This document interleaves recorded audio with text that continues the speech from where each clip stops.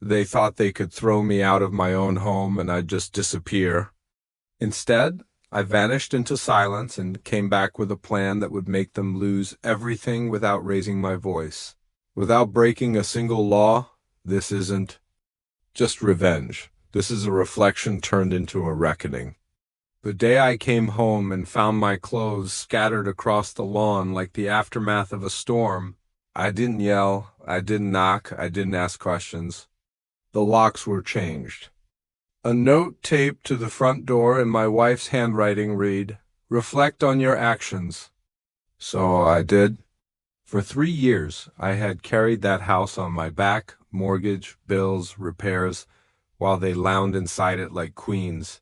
My wife and her 3 sisters, unemployed, entitled, always chanting, "We are family." But family doesn't ambush you. Family doesn't exile you for asking for help. I had told them we needed to cut back. Laid the numbers out like a doctor delivering a terminal diagnosis. We were bleeding money, I said. If you expect me to keep paying this mortgage alone, some things have to change. Their faces hardened. My wife Lena looked at me like I was speaking a foreign language. Her eldest sister rolled her eyes. The youngest laughed under her breath. 2 days later, I was out. We weren't always like this. In the beginning, it was just me and Lena. We were in love. We talked about building a life together. Then her sisters moved in temporarily after a bad breakup. That temporary turned permanent. The moment they realized I'd never say no I should have, but I was raised to protect, to provide. They took that nature and gutted it. That night I slept in my car. You think you know pain until you see your reflection in the rearview mirror. At 2 a.m., and it looks like a man who let love blind him? That was the moment it started. The shift. I didn't get mad. I got methodical. Step 1, I call the layer, the kind who works quietly and smiles like a shark. Step 2, I stopped all auto payments, mortgage, utilities, everything tied to my accounts vanished overnight. Step 3, I pulled every transaction from the past year, every spa, gay delivery, subscription, all under my name. They spent thousands under my roof in my silence. I wasn't silent anymore. I began documenting screenshots, voice recordings, security footage. I knew they weren't just living rent-free. They were using my house for their side hustles, illegal rentals, private parties. They bragged about it on social media. Lena even posted a story. Men are replaceable, houses aren't. That one I printed out and kept a month past. I played ghost. No calls, no begging, just a man watching from the shadows while the walls around them cracked. They had no idea the mortgage had lapsed, or that the electricity bill hadn't been paid, or that the HOA was getting complaints. The first letter came in, foreclosure warning, then the second. I watched them panic online, ranting about how the bank messed up and this system is broken. No, sweetheart, you broke it when you thought I wouldn't fight back. Then came the legal strike. My attorney filed for separation of financial responsibility, submitted evidence of exploitation, and here's the kicker: ownership dispute turns out. I added Lena's name to the deed, but not the sisters. And I still owned 75%. We made a quiet offer to the bank. Bought back the property through a third-party LLC I formed just for this. The house was technically no longer mine, it was my company's. And that company served them an eviction notice. I showed up on the final day. They were frantic, trying to drag trash bags of clothes into a rental car. The front yard looked like a clearance sale gone wrong. My wife ran up to me, mascara smudged, screaming, "You can't do this." "Oh," I said, stepping past her, but I did. Her sisters started yelling too, threats, insults, crocodile tears. The neighbors watched from across the street like it was a reality show finale. I walked up the porch steps, pulled out my keys, and opened the door. "You changed the locks?" Lena shouted. "No," I said calmly. "I changed the game." Inside, the place was trashed, scratched floors, stained counters, didn't matter. The locks clicked shut behind me. They stood outside, stunned, exiled now, poetic. Through the glass, I looked at Lena one last time. Her mouth moved. "How could you?" I didn't respond, but in my head I whispered, "Reflect on your actions." It took weeks to restore the house, one renovated room by room.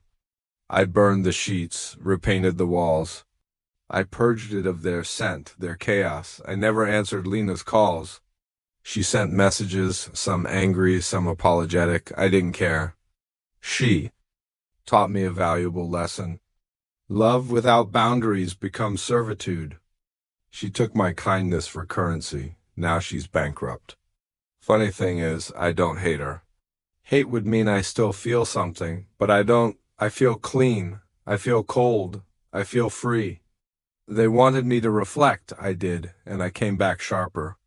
So, no, I don't regret it. I just regret not doing it sooner, but the story didn't end there. Revenge has layers, and mine was still unfolding. The house became a symbol, a fortress of solitude, but also a stage.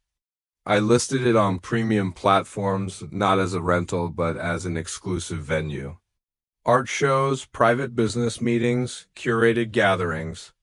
My home became a canvas of control. I rebranded it as the Reflect House.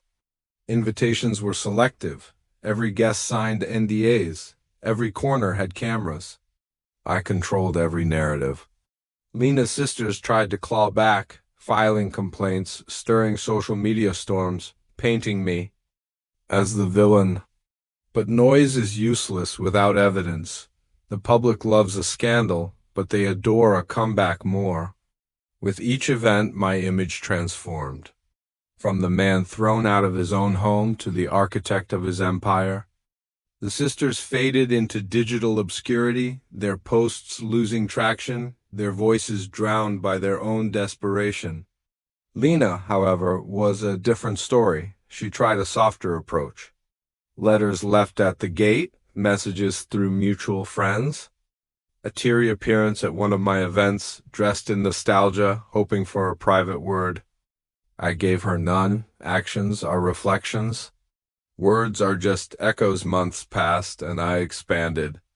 Purchased adjoining properties under aliases, turning the entire block into a controlled ecosystem.